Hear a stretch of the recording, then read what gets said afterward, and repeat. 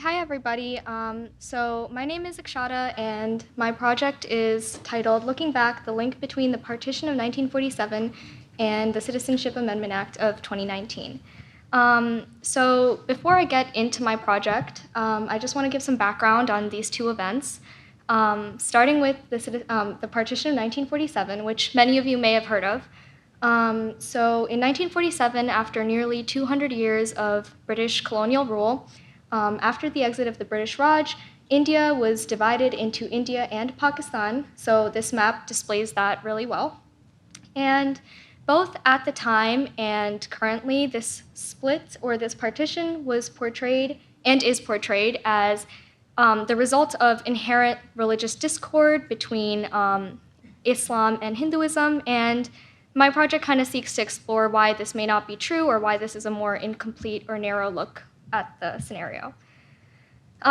So also going into the Citizenship Amendment Act of 2019, this is more recent, and this was passed by the BJP, which is the current political party in power in India, and it's been characterized by scholars and researchers as being a right-wing Hindu nationalist party. Now, just that wording kind of might indicate why this is a little bit problematic, because India is a secular democracy, so a Hindu nationalist party in power kind of infringes on that. And essentially what the Citizenship Amendment Act, or the CAA, was it granted citizenship to a group of certain unauthorized migrants that entered the country before 2015, but it did this on the basis of nationality and religion, and of the nationalities included, Islam was notably excluded. And this sparked protests all across India, and interestingly, the protests were on both sides of support for the act or against the act, and they were on a massive scale. So some of these images kind of highlight the scale of the protests, and at points the protests did become violent. And yeah, as I said, there was widespread support for the CAA, which kind of was linked to support for the political party itself, the BJP. And there was a lot of protest against the act, which for violating secularism and democracy and for religious discrimination. So what's the connection? When I first heard about the CAA, I was kind of shocked. Living in the US, I had very little knowledge about Indian politics, and I kind of wanted to explore this relationship a little more. And so I was advised to look back at Partition to really explore how that could have culminated in what's happening today. So for looking back at Partition, what I did was I looked at three sources that kind of went over all aspects of the issue. So my first source is an academic work published in 1985 by scholar Aisha Jalal, and this work kind of explores the political basis of partition, and what it did was it really redefined the narrative on partition. So before this work was published, it was predominantly still looked at from a religious lens, even by scholars. But Jalal's main argument was that partition wasn't an inevitable religious issue, but rather it was the culmination of a series of tense political catalysts that occurred mainly due to the way the British Empire left India so suddenly. So because they left, someone needed to fill their place, and that resulted in a lot of conflict and tense relationships between the leading political rulers of India, and two of whom are actually pictured here and are the basis of Jalal's argument. So on the left, you have Nehru, who was the leader of the Indian Congress, and he became the first prime minister of India post-independence. And then on the right, you have Jinnah, who is the sole spokesman, and he is the leader of the All-Muslim League, and he became Pakistan's first prime minister. So this kind of lays the basis of how partition is not necessarily a religious struggle, but rather a political one. And I wanted to then explore the human side of partition, so people's stories, people's experiences. And the work I looked at primarily for this was called The Other Side of Silence by scholar Urvashi Batalia. This was published in 1998, and it's a collection of transcribed interviews that were conducted over a 10-year period in the 90s.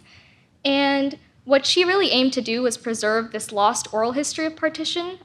She kind of explores how people in India and Pakistan don't necessarily memorialize or talk about the event, and a lot of their experiences were silenced as a result of seeming either insignificant or shameful. And in doing so, she kind of uncovers this gendered aspect of partition violence, and how a lot of the initial violence was kind of aimed towards women in various ways. And the central message that she takes away from this was that partition was a continuum, and its effects are still felt now through generational trauma and through replications of such violence that are occurring in small pockets in India today. And finally, I wanted to look at a visual depiction of partition, and the film I chose for this is called 1947 Earth. It's by Canadian Indian director Deepa Mehta, and it came out in 1999. And while it is fictional, it's considered by many to be the most accurate film depicting partition.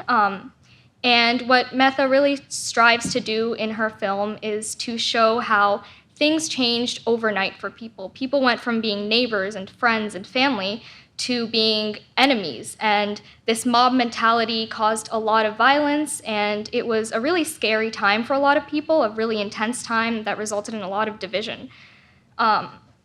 And so, what are the implications and the major takeaways from all three of these sources that I found? So the most basic and the most fundamental to my paper is that the reality of partition is very different from the public narrative, the public discourse that still exists today. And it's this difference in perception that kind of allows for political manipulation to take place in the form of religious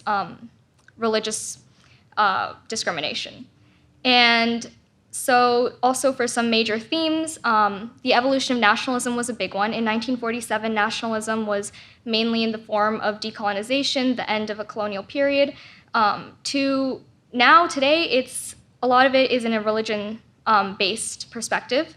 And additionally, gender-based violence has always increased in India and Pakistan during periods of civil unrest, such as partition, but also after modern-day events like the CAA.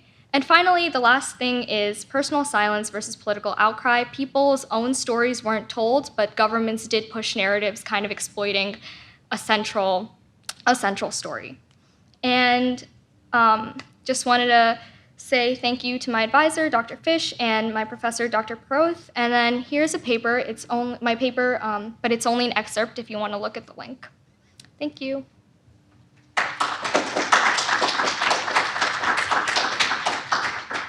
Thank you so much. We have plenty of time for questions if anyone has any questions.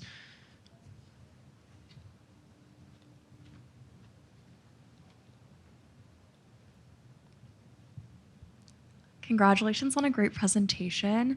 I noticed that a lot of the works that you looked at tended to be from a really specific period of time, but like the 80s and the 90s. I'm wondering if you looked and chose not to kind of examine works outside of this time period and why you think this time period is most relevant for your work.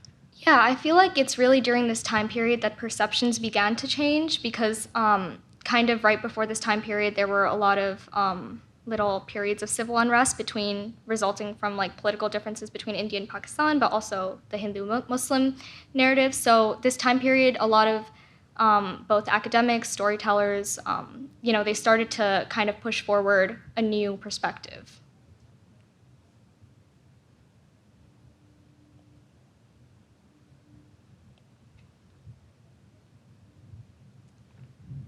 All right, this is such a nice talk. So if you could say one thing to like an Indian voter who is trying to decide what they thought about the CAA or about the BJP, what would you tell them about partition? I think the main thing I would focus on is my central takeaway that partition is not necessarily this issue, this inherent like religious incompatibility between Hindus and Muslims, but there's a lot of unspoken or like not talked about history behind the politics of partition, and it would be kind of insightful to look into that.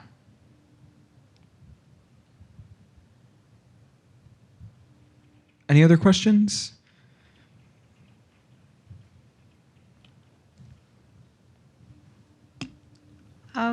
Yeah, congrats on finishing your presentation. I just wanted to ask if you could go a little bit more into detail about the people who were in support of the Citizenship Amendment Act.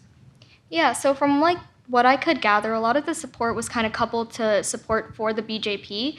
So their arguments were more so like there's so much good that the BJP has done rather than actually explicitly defining the terms of the Citizenship Amendment Act. Any other questions? Fantastic. Thank you so much for a wonderful presentation. Thank you.